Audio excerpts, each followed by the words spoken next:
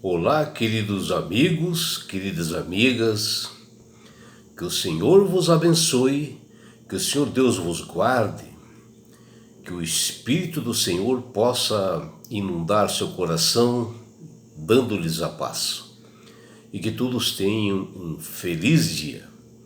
Vamos estudar a lição, e hoje, quarta-feira, 11 de outubro, a lição 2, ela tem como título O Povo de Deus, o Canal da Missão.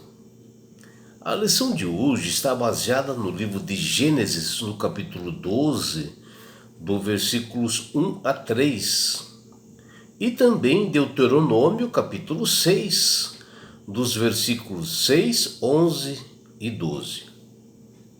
E o que nós vemos aqui nesses capítulos é que Deus tem um propósito original para o seu povo. E aqui nós veremos na lição de hoje esses propósitos, né? Porque Deus inicialmente ele chamou o povo de Israel para que esse povo cumprisse a sua missão de abençoar todas as famílias da terra, através de seus exemplos, né? Como um povo separado, um povo especial, que fossem canais de bênçãos para todas as nações pagãs vizinhas, né? Que eles fossem um testemunho, que eles fossem assim um exemplo, né? Para que esses povos, né, vissem realmente o desenvolvimento da nação de Israel e procurassem saber o porquê que eles tinham realmente sucesso, né? Porque eles eram testemunhas do único Deus criador e mantenedor do universo, e esta era a causa. E que este povo de Israel fizessem a diferença no mundo, e especialmente, né, ao levarem adiante a promessa da redenção que ele, Deus, fez lá no Éden, que está lá em Gênesis 3,15. E a resposta da escolha está em Deuteronômio capítulo 7, versículos 7 e 8. E nas Sagradas Escrituras nós vemos e lemos o seguinte.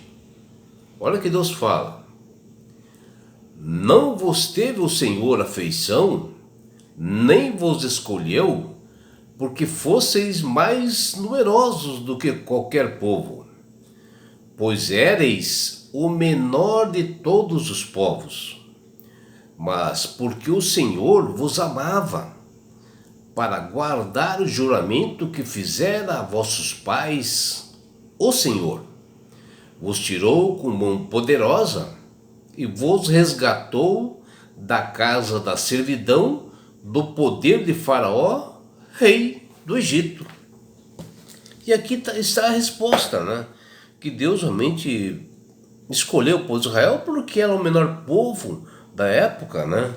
E Deus resolveu realmente atuar, né, naquele povo e fazer daquele povo o seu povo, né? Que soubesse realmente observar os seus mandamentos. E Deus escolheu a nação de Israel para ser realmente o seu povo assim especial, porque tinha o desejo de relacionar intimamente com o ser humano, e ele queria escolher um povo realmente que fizesse isto, né? Onde através deles que nasceria seu filho Jesus, o Salvador da humanidade, que depois acabou nos salvando do pecado e da morte, que fala lá em João 3,16. E Deus prometeu o Messias primeiramente lá na queda dos nossos primeiros pais, de Adão e Eva, que eles pecaram contra ele, Deus. Está lá em Gênesis 3. E assim Deus mais tarde confirmou que o Messias ele viria de uma linhagem de Abraão, de Isaac e Jacó, que está lá em Gênesis capítulo 12, versículos de 1 até 3. Jesus Cristo é a razão final pela qual Deus escolheu o povo de Israel para ser seu povo. E Deus não precisava ter um povo assim escolhido, mas decidiu fazer as coisas dessa forma por amor. E Jesus tinha que vir de uma nação e Deus escolheu Israel. No entanto, a razão pela qual Deus escolheu a nação de Israel não foi unicamente para o propósito da vinda do Messias. O desejo de Deus para com Israel era que eles ensinassem aos outros povos sobre Ele, Deus, para que eles mostrassem o verdadeiro caráter do Criador do Universo que Satanás havia denegrido, né? E Israel deveria ser uma nação de sacerdotes, de profetas, missionários para o mundo. E o intento de Deus era que Israel fosse um povo assim distinto, né? Uma nação de pessoas que guiassem as outras, né, em direção a Deus, e que Ele desse a sua providência, que Ele havia prometido de um Redentor, para que eles conhecessem realmente esse Criador que daria um Messias ou Salvador. Deus sempre possui aquelas pessoas íntegras, né, retas, honestas, que o represente, né, em todos os lugares, e que essa pessoa sejam fiéis, dedicadas, né, com amor, pessoas de caráter, pessoas que tenham obediência plena, que seguem integralmente seus propósitos, e Deus escolhe essas pessoas. E o povo de Deus, ele é formado por aqueles que foram chamados e que aceitam o seu convite por confiança, fé, para poderem participar de sua maravilhosa graça. E todos que aceitam assim o convite de Deus continuam a ser canais de instrumentos para o cumprimento de sua missão, né? E Deus prometeu a Abraão um grande poder para que ele pudesse cumprir a sua missão. E a aliança dele, Deus, com Abraão e seus descendentes, tinha-se um propósito sim, bem claro e específico.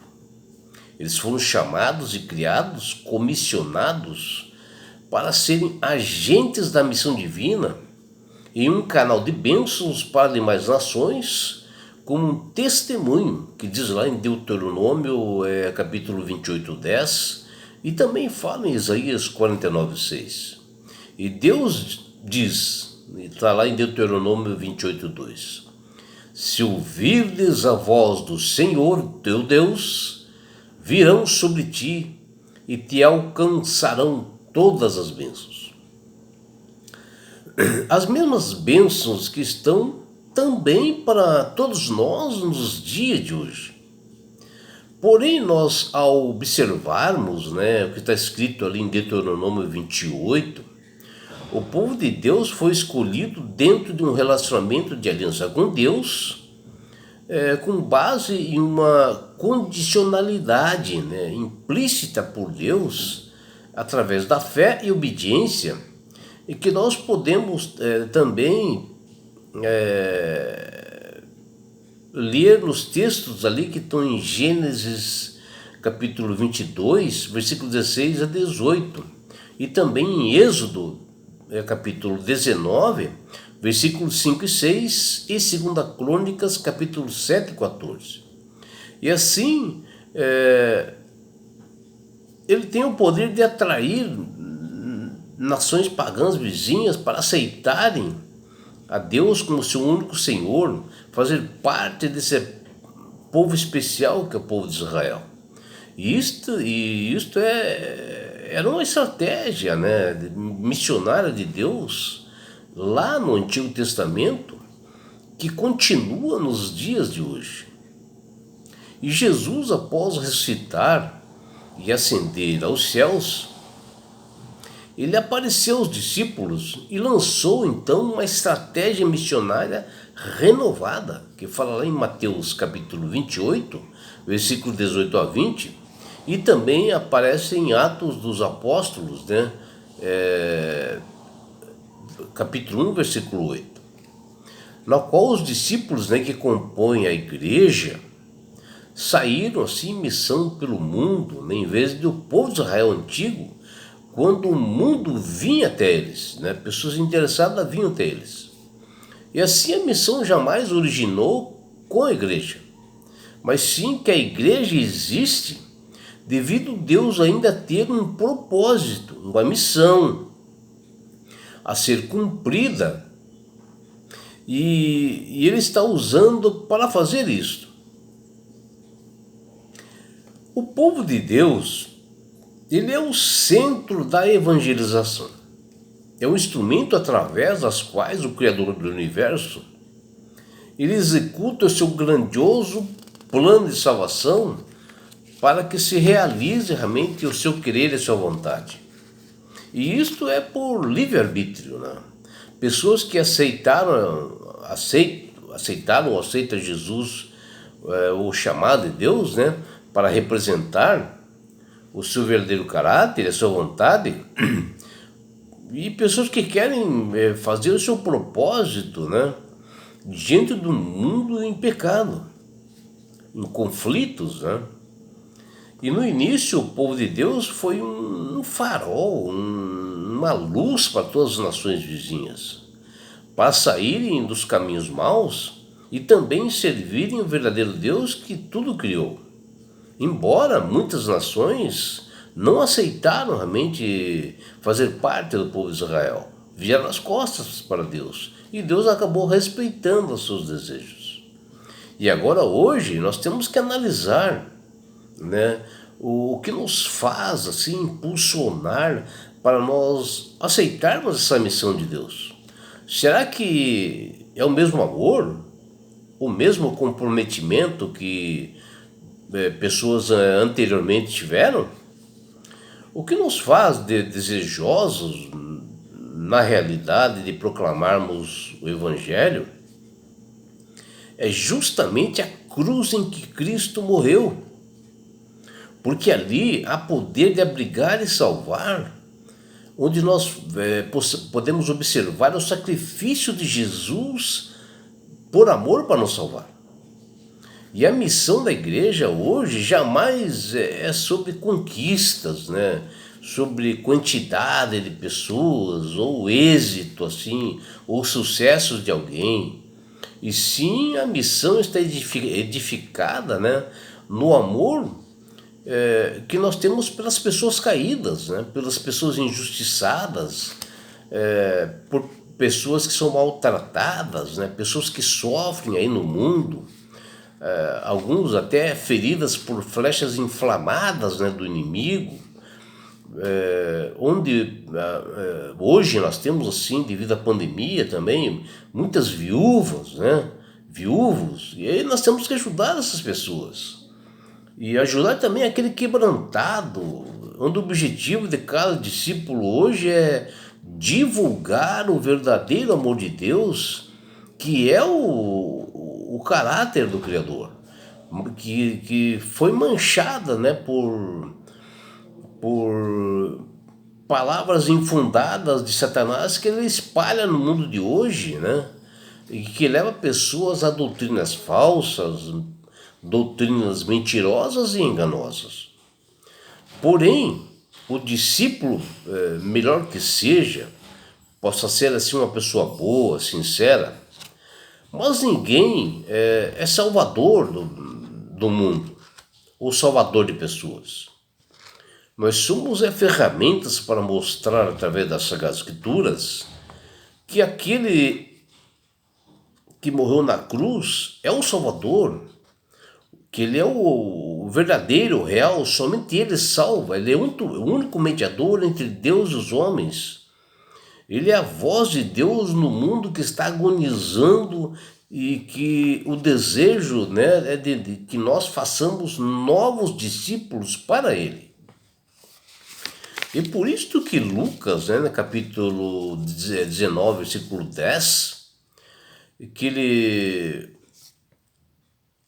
que onde ali nós vemos que aquele que chamou a igreja, né, e disse assim em voz audível, né, que o Filho do Homem veio buscar e salvar o perdido, assim deve ser também a missão da igreja, salvar os pecadores através do nome de Jesus, para que as pessoas conheçam realmente o verdadeiro amor de Deus. E é por isso, meu amigo, minha amiga, que Deus tem falado com todas as pessoas para aceitarem a Jesus como Salvador e Senhor.